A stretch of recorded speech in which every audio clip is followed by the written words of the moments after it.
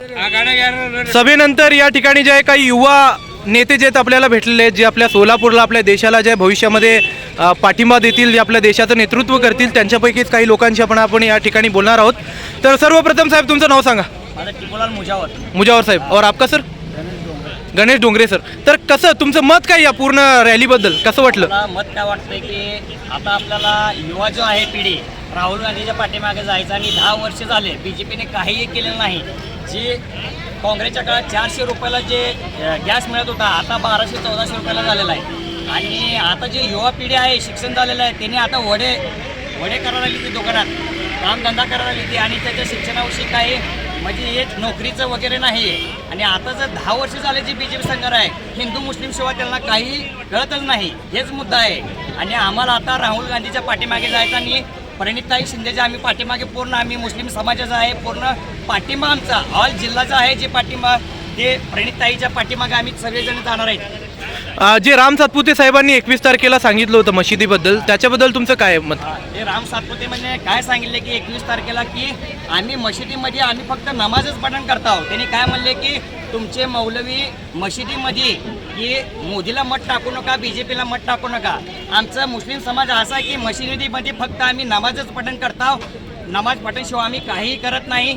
त्या राम सातपुतेला मला एकच मुद्दा सांगायचा आहे की तू मुस्लिम आणि हिंदूच्या विषयी काही सुद्धा बोलू नको. आम्ही कुठलंही हेच करत नाही. आम्ही जे मशिदीमध्ये करतो फक्त नमाज पठण करतो. मस्जिदमध्ये कोणत्याही बाहेरची गोष्ट चालत नाही, बोलताच येत नाही आपल्याला, अलाउडच नाही आहे. राजकारण चालत नाही. मशिदीच्या बाहेर गेल्यानंतर राजकारण चालते, मशिदीच्या आत काहीच चालत नाही. मौलवी वगैरे हे कुठलेही बोलत नाही.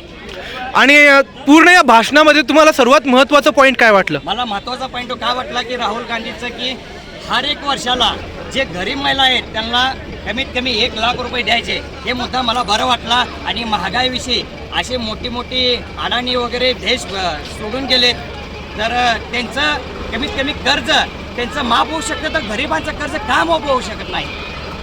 बरोबर. हे राहुल गांधीचा मुद्दा मला आजचा चांगला वाटला.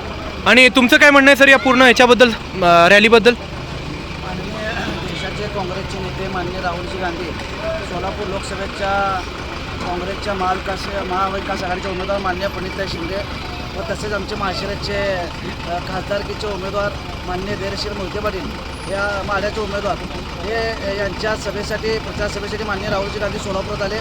युवकांना एक ऊर्जा देऊन गेले, कारण आपल्याला माहीत आहे मुद्द्यावर बोललं फक्त राहुल गांधी मुद्द्यावर बोलतात. आणि जर नरेंद्र मोदी हे फक्त जाती धर्मावर द्वेष निर्माण करून हे फक्त मतं मागतात.